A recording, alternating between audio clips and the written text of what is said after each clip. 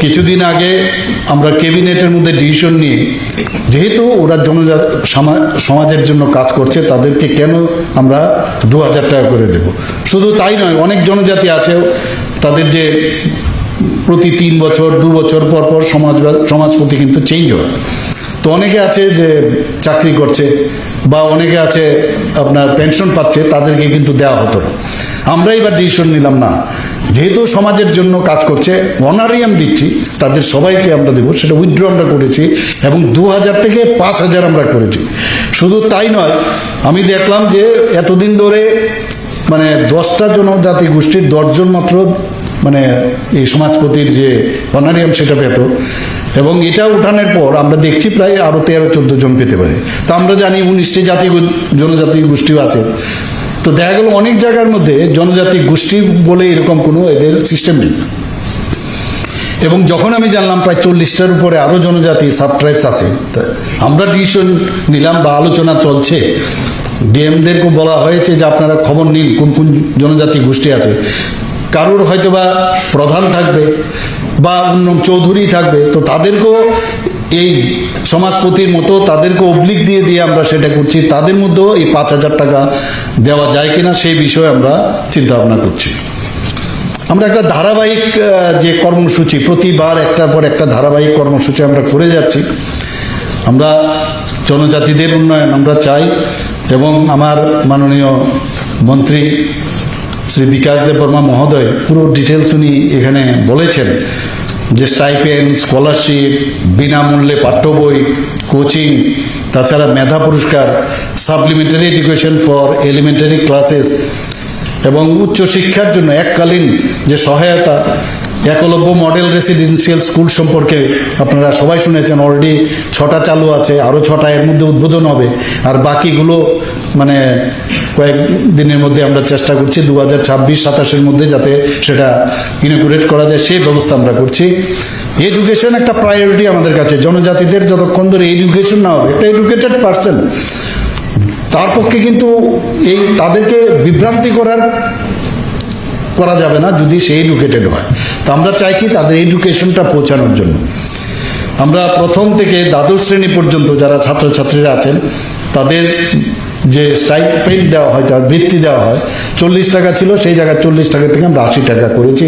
আগামী দিনে আমাদের মাননীয় মন্ত্রী প্রায়শ বলছেন, আমরা চিন্তা করছি আরও কিছু বাড়ানো যায় না, প্রতিদিন 80 রুপিস করে আমরা দিচ্ছি। 460টি এসটি হোস্টেলে এখন পর্যন্ত প্রায় 34,018 জন শিক্ষার্থী এতে লাভবান হয়েছেন। প্রি মেট্রিক স্কলারশিপ আমরা মাথা পিছু 400 টাকা থেকে বাড়ানো হয়েছে। ট্রাইবাল ওয়েলফেয়ার ডিপার্টমেন্ট সেখানে 400 টাকা থেকে 1000 করা হয়েছে। আউটসোর্সিংয়ের, সেটাও ক্যাবিনেটে এসেছিল, আউটসোর্সিংয়ের মাধ্যমে 170 জন যে আমাদের বিভিন্ন জায়গায় যে হোস্টেলগুলো আছে, ওয়ার্ডেন নেই, তো তাদের জন্য আমরা অনুমোদন দিয়েছি।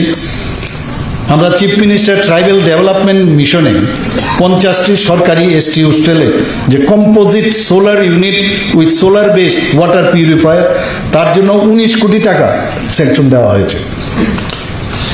চিফ মিনিস্টার রাবার মিশনে আমরা অনেক সেখানে কাজ করছি। আপনারা আত্মা, এমজিএনরেগা এবং নাবার্ড থেকে আমরা লোন নিয়েছি, এবং 5 বছরে রাজ্যের রাবার চাষ যাতে আরও, কারণ এখন আমরা দেখছি যে রাবারের উপর ভিত্তি করে আমাদের কিন্তু সোশিও ইকোনমিক্যাল স্ট্যাটা বিশেষ করে জনজাতি গোষ্ঠীর মধ্যে অনেকটা বেড়েছে। তো সেখানে প্রায় 69,000 হেক্টর আমরা নতুনভাবে সেখানে আমরা বাড়াচ্ছি সেখানে। এবং এখানে ভিডিওতে দেখানো হয়েছে যে বিভিন্ন জায়গার মধ্যে যাতে আরও জায়েন্ট ওয়েতে সেখানে স্মোক হাউস, প্রায় 50টা স্মোক হাউস সেখানে তৈরি করা হবে, এবং 25টি আর যাতে রাবার প্রক্রিয়াকরণ স্মোক হাউস সহ সেখানে স্থাপন করা হবে। এতে করে আমাদের কাছে অনেক সময় বলে যে কেরালার রাবার অনেকটা বেটার, এবং যে কারণে ত্রিপুরার যে রাবার সেটার কিন্তু দামটা কেরালার রাবার থেকে অনেকটা কম। তো আমি বলেছি, আমি মাননীয় ট্রাইবাল মিনিস্টারকে আমি বলেছি আমাদের রাবার আছে, রাবারের যাতে তার গুণগত মান আরও ভালো হয়, তাহলে কেন সেটা সম্ভব হবে না।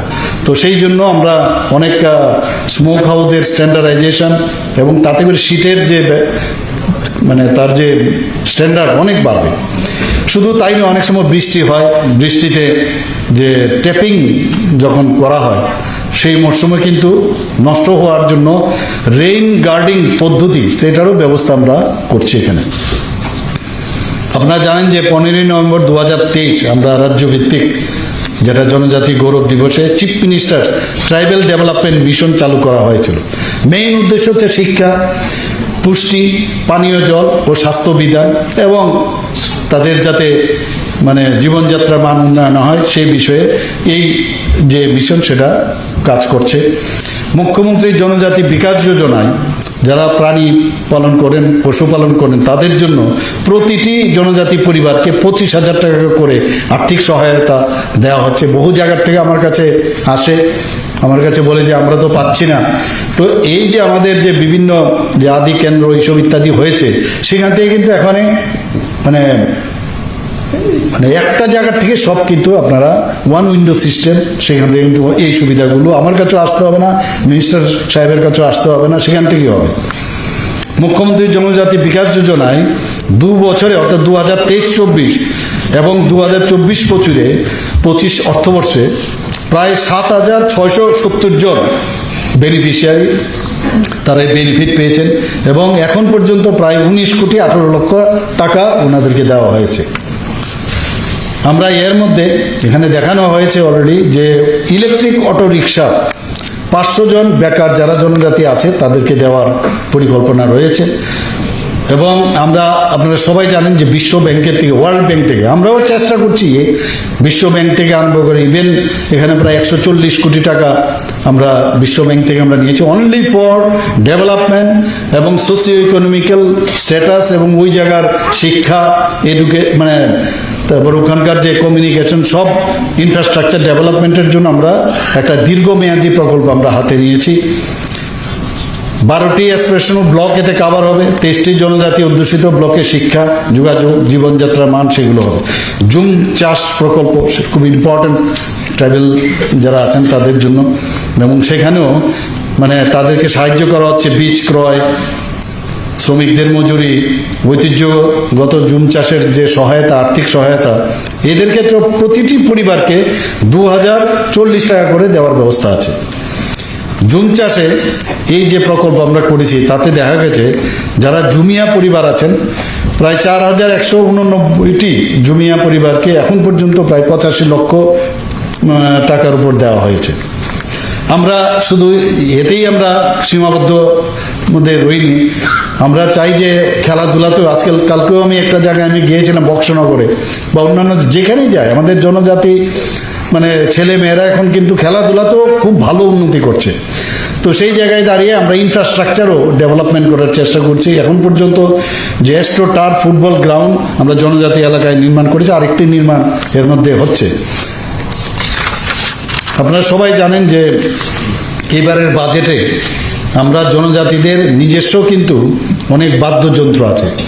থাঙ্গা ডারলংয়ের আপনারা নিশ্চয়ই শুনেছেন যে উনারই বাদ্যযন্ত্রের জন্য ওনাকে পদ্মশ্রী দেওয়া হয়েছিল। এরকম অনেক অজানা বাদ্যযন্ত্র ওনারা নিজেদের ছিল, সে কিন্তু হারিয়ে যাচ্ছে, এবং তাদের যে যে এই ধরনের যে যন্ত্রপাতি আছে তাদের সেগুলো যাতে হারিয়ে না যায় তার জন্য আমরা এবার 3 কোটি টাকা আমাদের এবারের বাজেটে আমরা রেখেছি। এখানে মুখ্যমন্ত্রীর জনজাতি উন্নয়ন মিশনে আমরা সুপার 100 প্রকল্প একটা শুরু করব। তাতে করে এখানে বলা হয়েছে জেই, নিট, ইউপিএসসি, তাছাড়া টিপিএসসি, এই ধরনের টিএফএস, টিসিএস, এইগুলো কিন্তু তাদের আমার মনে হয় আগামী দিনে আরও বেশি করে তারা সাফল্য পাবে, এবং তার জন্য আমরা 3 কোটি টাকা আমরা এর জন্য রেখেছি। হোস্টেল নিয়ে অনেকে অনেক কথা বলে, আমি এর আগেও আমি বলেছি এর মধ্যে 100 শয্যা বিশিষ্ট আমরা 3টি হোস্টেল, এসটি হোস্টেল আমরা স্থাপন আমরা করব এবার বাজেটে রাখা হয়েছে, এবং 50টি আমরা 60টি নতুন 50 শয্যা বিশিষ্ট 60টি নতুন হোস্টেল আমরা করব। আমরা 36টি এসটি হোস্টেল এবং তাদেরকে যাতে পরিশ্রিত পানীয় জল, ভেরি ইম্পর্টেন্ট, সেখানে যাতে দেওয়া যায় তার জন্য ওয়াটার ট্রিটমেন্ট ফেসিলিটি নির্মাণ করা হবে। আমি আজকে এখানে আমার এই যে আদি কর্মযোগী অভিযান অর্থাৎ দায়িত্বশীল কর্মসূচির সফলতা যারা আপনাদের মাধ্যমে হবে, সেই যে অভিযান যে শুরু হলো সেটা সাফল্য হোক সে আশা ব্যক্ত করে আমি আমার কথা বলা শেষ করছি। সবাইকে নমস্কার, জয় হিন্দ, ভারত মাতা কি জয়।